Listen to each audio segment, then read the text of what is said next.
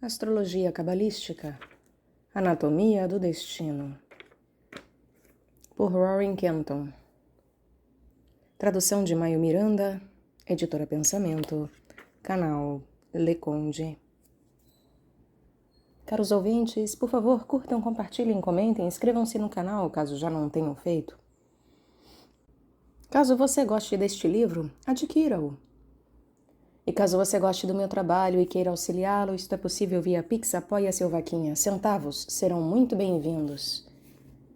Também é possível auxiliar este trabalho comprando livros que chegaram até mim pela lista de desejos da Amazon. Os links todos estão no descritivo. Também é possível tornar-se membro aqui do canal.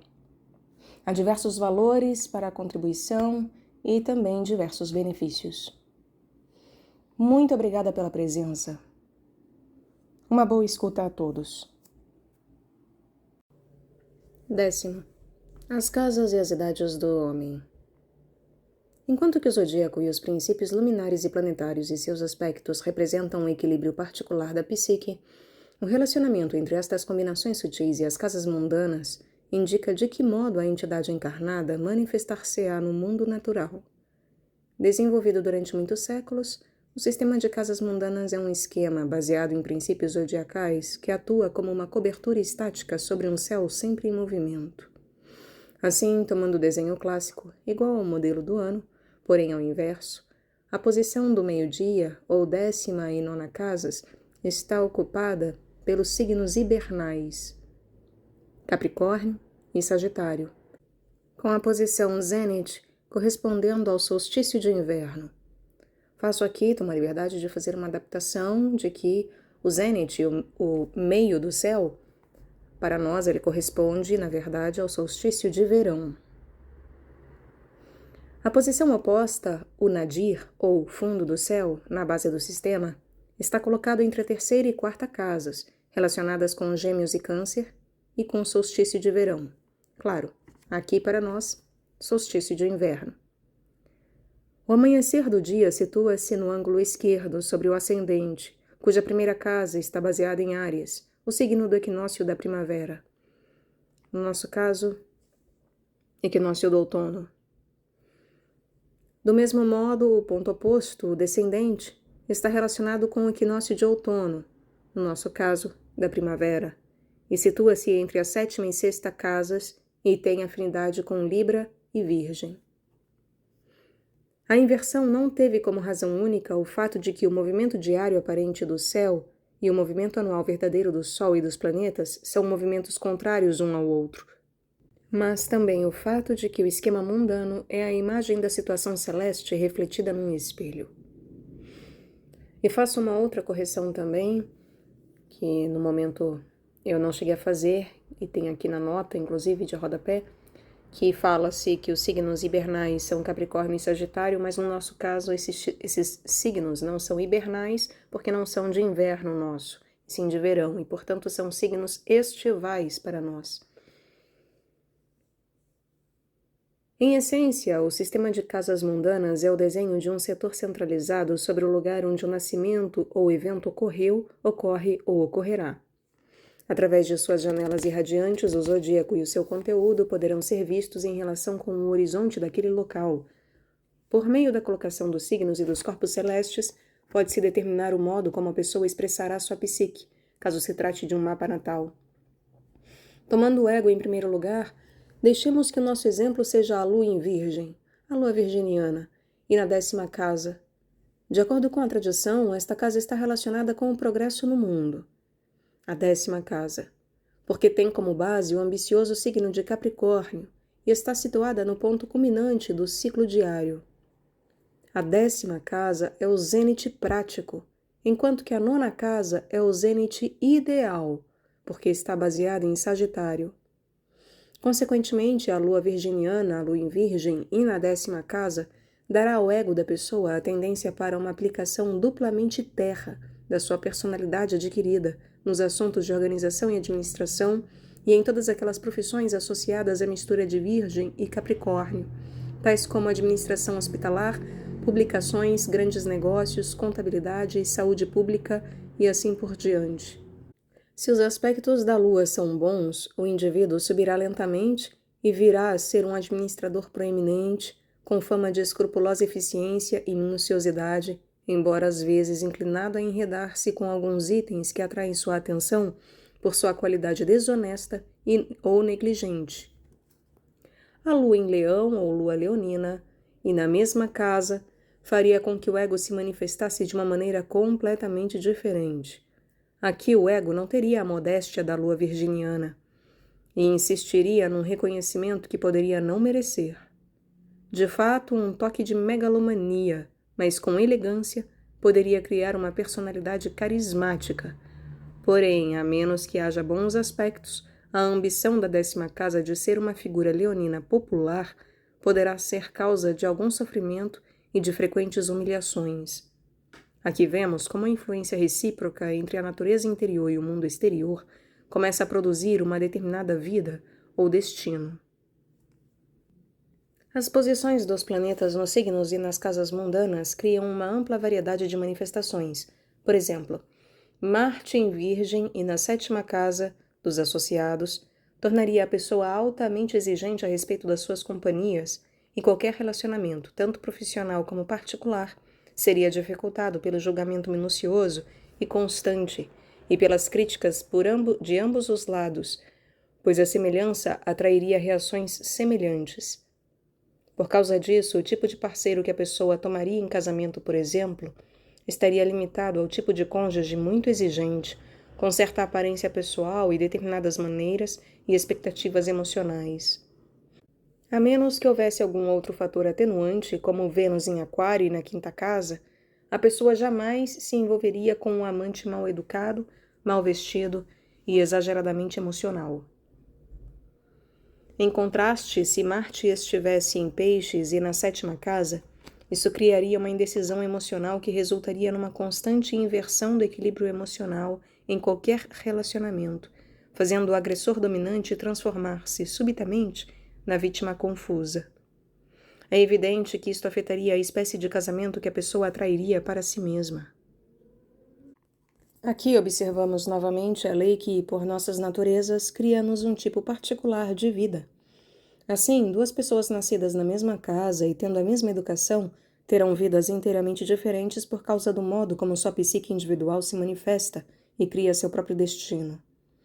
Usando um exemplo clássico, suponhamos que nasçam dois gêmeos, mas que há entre ambos, como acontece frequentemente, alguns minutos de diferença. Como o zodíaco se move 1 grau a cada 4 minutos, esta diferença pode ser crucial. Isto quer dizer que Saturno, em Escorpião, está na 8ª casa do gêmeo mais velho e na 7ª do mais novo.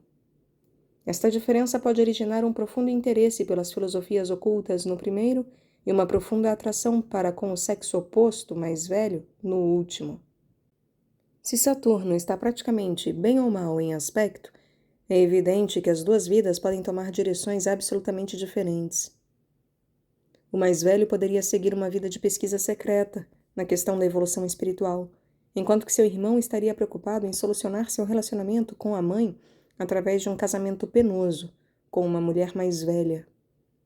Obviamente, quanto maior o intervalo entre os gêmeos, mais o zodíaco gira dentro do sistema de casas mundanas, e assim menos os gêmeos se parecerão um com o outro, isto sem levar em conta o rápido movimento da Lua no curso de 2 horas, digamos, tempo em que ela pode cruzar de um signo para outro e avançar 1 grau. O exemplo dos gêmeos nascidos no mesmo dia e em momentos diferentes ilustra bem o fato de como naturezas sutis, quase idênticas, podem produzir vidas absolutamente diferentes. Pelo que foi já dito, os planetas nos signos colocados dentro das casas revelam de que modo e onde os vários aspectos da natureza, práticos, emocionais e intelectuais, expressar-se-ão numa situação terrestre. O mesmo se aplica ao Sol. Todavia, a diferença aqui é a posição especial ocupada pelo Sol, uma vez que é o centro do ser encarnado. Nesta qualidade, se sua força total for desenvolvida, ele tornará o destino da pessoa realmente individual. Se a sua força total for desenvolvida, o Sol tornará o destino da pessoa realmente individual. Isto quer dizer que, em vez de viver como ego-lua, socialmente educado, como a maioria das pessoas vive, o indivíduo operará de acordo com sua natureza solar essencial. A marca de tais indivíduos é vista frequentemente em grandes exploradores, pintores, pensadores, soldados, poetas e cientistas. Estas pessoas seguem a sua estrela, que de fato significa o seu sol. Faço um adendo aqui, complementando para deixar mais claro: o sol é responsável pela nossa individuação. Muito do nosso processo de individuação, algo bem junguiano, ele é determinado pelo nosso sol. Ele é feito junto do nosso sol. Porque o sol é justamente esse processo de dar-se conta de si mesmo, encarnar-se a si mesmo, presentificar-se completamente. Ora, por razões óbvias, a posição do Sol num signo e dentro de uma casa é decisiva no que se refere à forma como esta individualidade se expressa. Por exemplo, Sir William Blake, o poeta místico, tinha Sol em Sagitário, e signo metafísico na quinta casa, o local da criatividade e da fama. Ele também tinha Mercúrio e Júpiter nesse local, de modo que possuía força emocional e coordenação para expressar sua visão. Em contraste, Olivier Cromwell, o severo, porém profundamente religioso, regente da Inglaterra, tinha o Sol no signo fixo de Touro, na primeira casa, e tinha Áries no ascendente. Isto lhe deu uma tendência prática, e mais, com a Lua em Virgem na sexta casa, a capacidade para ver minúcias e sutilezas. Ele foi o único militar que a Inglaterra teve. O rei Henrique VIII, famoso por seus vários casamentos, tinha o Sol em Câncer na 10ª casa. Isto lhe deu o poder para unificar a nação inglesa. E com a Lua em Áries e na 7ª casa, ele teve tempo para apaixonar-se impulsivamente por várias esposas e depois cansar-se delas. Seu Sol e sua Lua estavam em quadratura. Gladstone, o ilustre velho da política vitoriana, tinha o Sol em Capricórnio na primeira casa, com Mercúrio conjunto e com a cúspide do ascendente no 13º grau de Capricórnio. Ele viveu mais do que a maioria dos seus conterrâneos, seus contemporâneos, e era famoso por sua prolixidade enfadonha. Fiel à lenda de Capricórnio, por volta dos seus 85 anos de idade, ainda foi convidado para ser primeiro-ministro. Embora os exemplos dados ilustrem apenas pessoas famosas, registradas pela história, deve-se notar que o mesmo princípio de combinação do signo e da casa ocupados pelo Sol aplica-se a todos os mapas. O Sol é o princípio de cumprimento do destino. É o alvorecer da vida de uma pessoa, e incidentalmente está sujeito à sua tentação mortal, o orgulho. Para compreender isto, temos que retornar ao momento do nascimento e seguir a progressão do destino através das suas fases comuns de vida. A tradição diz que há 7 idades planetárias do homem. A primeira está sob o domínio da Lua. Pode-se dizer que ela cobre o período que vai desde a concepção, que no ciclo da ovulação da mulher está claramente relacionado com o princípio lunar, até o fim da primeira infância. Aqui pode-se ver nitidamente a qualidade lunar do bebê, virtualmente orbitando a mãe e sugando os fluidos do seu corpo terreno. Assim, temos o fluxo e refluxo do dormir e acordar, comer e excretar, e as mudanças de humor, tipicamente lunares, que se verificam enquanto o pequenino ser macio e aquoso se desenvolve no período vegetal, dia após a gestação da sua vida. Neste ponto é bom pensar a respeito da palavra ser, porque todo o processo da vida é um contínuo vir a ser. Deste primeiro estágio, que abastece o veículo físico, a pessoa encarnada passa para a idade de Mercúrio. Aqui a meninice começa conforme os sistemas de manutenção da vida, agora estabilizados, são suplantados pelo deslocamento da atenção para o desenvolvimento da inteligência mercurial, que a parte animal do homem adquire para olhar para o exterior. Neste estágio, a criança começa a fugir periodicamente da sua órbita em torno da mãe, em excursões de curiosidade, a marca autêntica de Mercúrio. A fim de descobrir as coisas referentes ao mundo, ela realiza toda sorte de experiências tais como pesar, arremessar, mergulhar na água e brincar com fogo. Conforme atinge a plenitude da meninice, ela coleciona coisas, diverte-se com jogos, interroga sem cessar e investiga continuamente tudo que é estranho e excêntrico, outra qualidade de Mercúrio. Com o advento da adolescência vem a idade de Vênus, com suas poderosas simpatias e antipatias, a preocupação com a atração e a repulsão, o prazer e a dor, o amor e a violência. Vênus não é a deusa do amor, mas da paixão. Ela só está interessada naquilo que a satisfaz. E se tal não acontece, ela rejeita e às vezes destrói os objetos, agora odiados, da sua paixão. Na maioria das pessoas, as preocupações e sensações venéreas perduram até os 20 e tantos anos de idade, e desnecessário dizer, este é o período durante o qual a maior parte dos indivíduos acasala, completando assim as partes vegetal e animal neles existentes e procriando a geração seguinte. Desta época em diante começa um novo período, conforme a vida se move da fase biológica para a fase psicológica, se existe o desejo de evoluir. O estágio seguinte é o período do Sol. Este começa quando a pessoa atinge a culminância física da capacidade do corpo, ao redor dos 30 anos. Ao chegar neste período, a pessoa já experimentou da vida o suficiente para avaliar seus dotes físicos e psicológicos, suas capacidades e limitações. É o período realmente solar, quando começa a raiar a verdade sobre a nossa natureza. Até este ponto, tudo foi possibilidade. A estudante de arte percebe que seu talento não é, de fato, de uma grande pintura, porém um dom mais modesto que encontrou seu nível verdadeiro na ilustração de capas e livros. O brilhante estudante inventor descobre que não é realmente original, mas que tem muita habilidade para resolver problemas mecânicos numa firma de engenharia.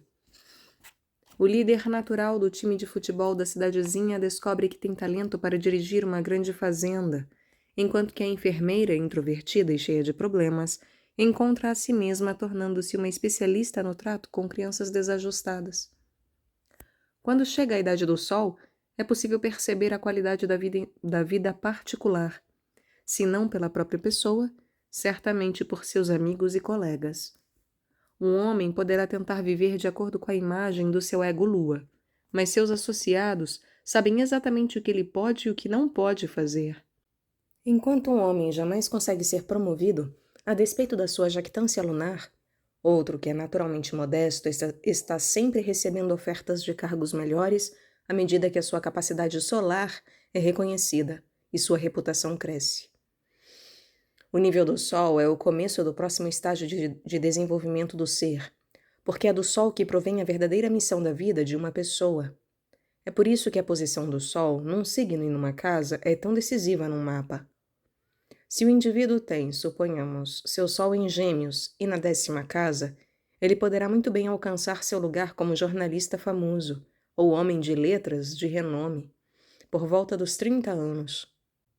Tanto num caso como no outro, aqui a tarefa da sua vida será de trazer o fator da verdade e integridade para uma audiência popular ou culta. Nisto estará uma forma de vida mais satisfatória e o começo da realização do seu destino em potencial. O período de Marte é a idade viril. É quando a capacidade física e psicológica está no seu máximo e a direção da vida está fortemente centralizada. Assim, o arquiteto que se estabeleceu durante o período dos 30 aos 40 anos começa a ser reconhecido como alguém que trata do seu assunto com precisão. Aqui está a disciplina de Marte aguçando o objetivo da vida. Esta é com frequência uma época polêmica, pois o indivíduo é uma força a ser levada em consideração por seus pares competidores e por aqueles que estão ocupando os lugares dominantes na profissão. Ele fará inimigos e terá que lutar para se defender. Agora, baseado na experiência e numa reputação estabelecida, ele poderá fazer isso com toda a perícia marcial à sua disposição e terá que tomar decisões das quais dependerão as vidas e os empregos de pessoas. Se ele combateu habilmente, ninguém questionará sua capacidade. Somente a diferença de abordagem será questionada. Com o tempo, ele passará para o período de Júpiter, associado com a meia-idade, onde então começa a abrandar, tornar-se menos rijo fisicamente, também porque já não tem mais que defender suas ações ou o reinado que estabeleceu. E de agora em diante, com a riqueza de dados e de experiência que adquiriu, ele estará capacitado para ser praticamente generoso e psicologicamente tolerante. Isto o tornará mais afável, mais expansivo, muito embora possa tornar-se mal-humorado e econômico em sua generosidade, se Júpiter estiver num signo constritor como Virgem. Se a vida o tratou bem, ele terá compaixão pelos outros. Se não, talvez comece a ser clemente consigo mesmo, deslizando para uma fase menos enérgica, a de assumir o papel de rei generoso, melhor do que o de guerreiro. Com o tempo, esta época penetra sorrateiramente na velhice, o período de Saturno, que é o planeta da reflexão e da compreensão. Nesta fase, ele passa sua vida em revista e vê otimista, ou cinicamente, o efeito que o mundo teve sobre ele e o seu sobre o mundo. Para a grande maioria, cujos sonhos do ego permanecem irrealizados, como devem permanecer, o período de Saturno é penoso e sombrio. Com visão sagaz e com percepção tardia da natureza dos fatos, os tempos passados são valiosos como configurações e ciclos. Encruzilhadas são observadas em perspectiva e oportunidades, não reconhecidas na época, surgem vivamente na contemplação dos ritmos do destino. Desse modo, neste derradeiro período, a qualidade da vida é revelada àquele que a viveu. Os sucessos e fracassos são avaliados, e este lado da morte é reconhecido ou negado.